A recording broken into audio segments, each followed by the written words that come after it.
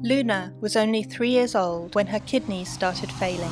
Her family had been feeding her what they thought was premium dog food. They'd even paid top dollar for it. But what they didn't know was that their $80 bags of kibble were filled with ingredients that were slowly poisoning their beloved pet. Hi, I'm Dr. Catherine Dench, and after nearly 2 decades as a veterinarian, I've seen too many dogs like Luna suffer because of what's really in their food bowls. Today, I'm revealing the pet food industry's darkest secrets, including why that expensive premium food might be hurting your dog. What I'm about to share isn't just shocking, it could change your pet's entire life.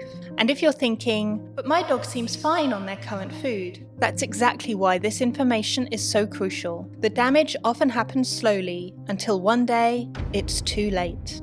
First, let's look at the system that's designed to protect your dog. In an ideal world, every bag of food will have had rigorous testing to ensure safety and high nutritional value. So who regulates what goes into pet foods, and why is the system broken? In the United States, the Food and Drug Administration, or FDA, regulates pet food, while the Association of American Feed Control Officials, or AFCO, sets standards for pet food. This means the FDA tests and decides what pet foods are fit for consumption, while AFCO sets the guidelines for what goes into the food to ensure it is complete and balanced, like a nutrition label for your dog's dinner. In other countries like the UK or Australia, they have their own watchdogs.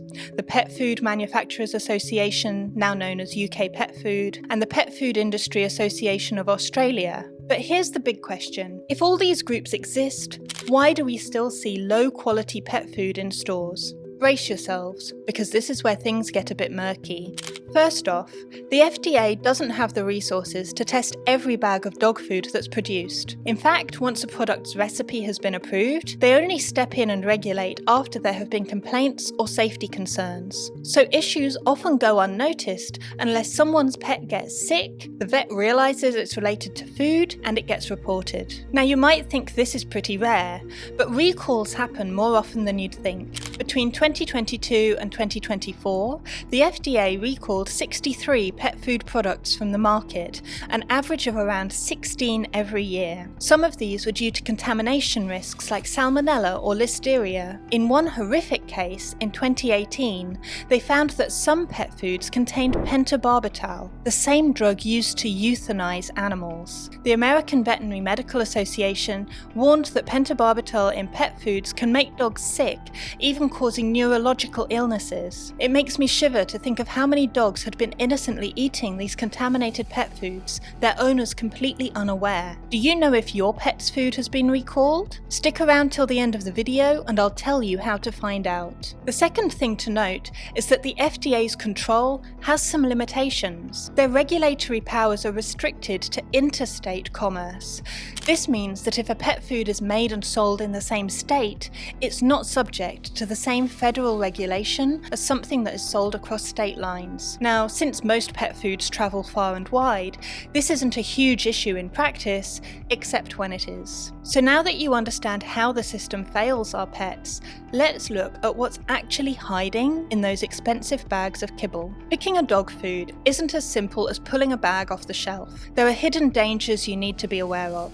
You might be wondering, if these foods are so dangerous, how do they end up on store shelves? Let me show exactly how companies exploit loopholes in the system. Firstly, cheap manufacturers use poor quality ingredients. Some manufacturers make their pet foods with feed-grade ingredients that are below par compared to human ingredients. The bad part is that some of these ingredients contain toxins that could be bad news for your pet's health. Some of these pet foods use pre-cooked ingredients that have had their nutrients completely obliterated by too much heat. But what about the AFCO standards? Well, there are ways around that. For example, some of these commercially produced pet foods use meat byproducts to reach their protein requirement. While these byproducts come from animals, there's no guarantee that they're nutritious. They can even be made of ground up feathers, which as you can imagine does nothing for your dog. It might look adequate on paper, but you're throwing money down the drain. Some companies even go as far as adding synthetic vitamins and minerals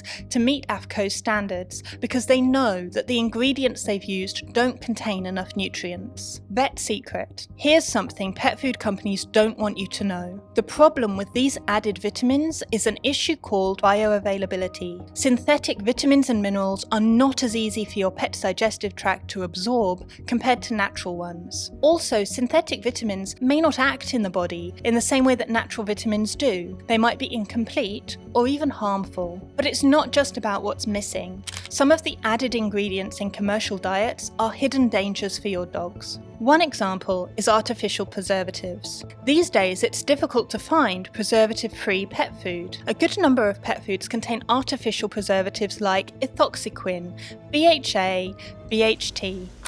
Keen to get some homemade dog food guides and recipes? I will be dropping a link in the description. Send us your email and we will send it over.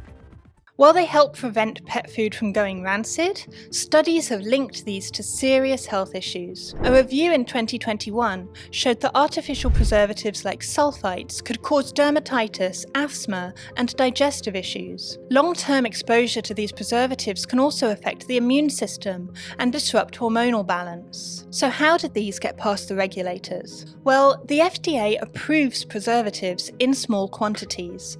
For example, the maximum amount of ethoxyquin that can be used in pet food is 150 parts per million, while sodium nitrate is 500 parts per million. Some pet owners and veterinarians would prefer to avoid them altogether. Next on the list is propylene glycol, which you might see written as PG. This is a moisture retainer in certain soft dog foods and snacks. It's made from ethylene glycol, which people know as antifreeze. Ethylene glycol is extremely toxic to animals, and while companies say that propylene glycol is safe and doesn't leak into your pet's body, giving your dog pet-friendly antifreeze is not exactly natural and healthy. Then there's overusing saturated fats. Fatty cuts of meat, skin, and full-fat dairy products contain saturated fat. In itself, saturated fat doesn't automatically make a pet food low quality, but when manufacturers overuse them, it becomes a problem. A nutritionally balanced pet food includes a healthy balance of saturated and unsaturated fats.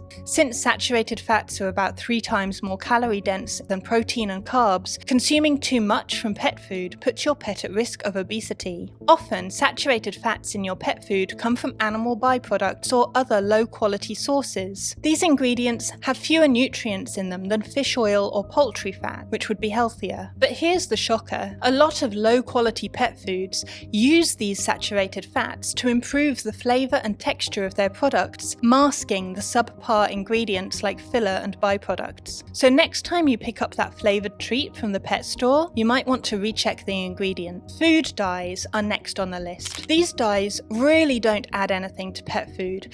Just like the picture of a happy dog on the packet, it's aimed at humans rather than dogs. Pets honestly don't care at all about the colour of the food they eat. But it's more than just an innocent trick. Some studies have shown that food dyes like Blue 2, Red 40, and Yellow 5 and 6 are linked to cancer, cell damage, and changes to brain chemistry. Dyes can help make low-quality ingredients look fresher or more appetizing, giving a false impression of quality. This misleads pet owners into thinking they're giving their pets the real deal without checking the full ingredient list. And don't even get me started on labeling tricks. Some brands love to advertise a product as with chicken flavor, but if you look closely, that chicken flavor might just be a dash of something that vaguely tastes like chicken, not actual chicken. It's like calling your hot dog a beef sausage even though it's mostly filler. Sneaky, right? It's a sad fact that some brands put more energy into their advertising than their ingredients. They want you to believe you're buying quality food, but really they're focused on cutting costs. foods, so they use cheap fillers or byproducts to bulk it out while sticking to the minimum end of the required protein and nutrition requirements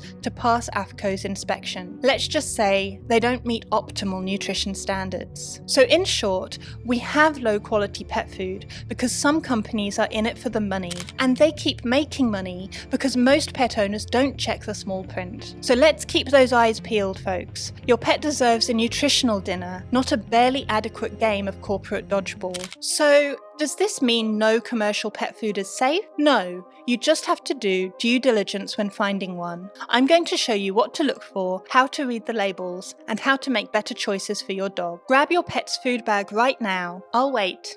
Now let's look at it together. First, start by checking for a nutritional adequacy statement. You'll usually find this on the back or bottom of the pet food packaging. This tells you whether or not the product has the essential nutrients to meet your pet's basic needs at whatever life stage they're in. The statement also tells you how these nutrients were assessed to help ensure that the food is fit to be labelled complete and balanced. Look out for the AAFCO or FDA logos. With these logos, you can feel secure that the food is safe for your pet, and it was produced in sanitary conditions and is truthfully labelled. Checking through the ingredients is another important step. Reading the ingredient list and understanding what they mean could save you and your pet some trouble. As well as looking out for the red flags I've mentioned earlier, there are a few green flags to look out for too. High quality pet foods usually have some kind of animal protein as one of the top 3 items on the ingredient list. This is a good sign because animal protein provides the right balance of essential nutrients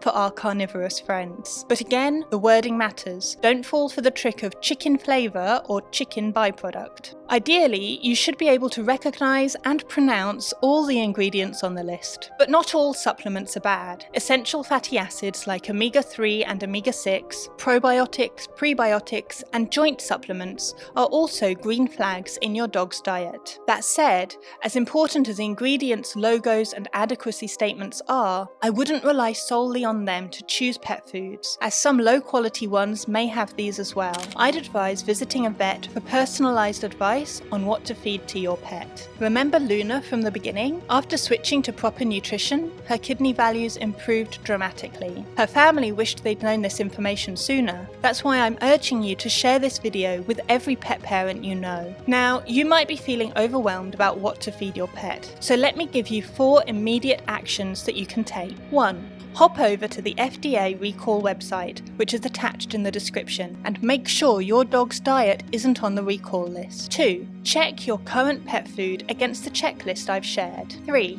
Start transitioning to a better option if needed. I'll put my recommended brands in the description. And 4. Save this video so you can reference it while you're shopping. For those looking for healthy natural treats to supplement their pet's diet, I recommend Paw Origin's Happy Forever CBD Chews. They're made with 100% natural ingredients and are specifically formulated to support your pet's overall health and wellness. If you would like to get a healthy homemade dog food guide, simply visit the link in the description, send in your email, and we will send the guide to you. Because remember, when it comes to your pet's nutrition, what you don't know can hurt them.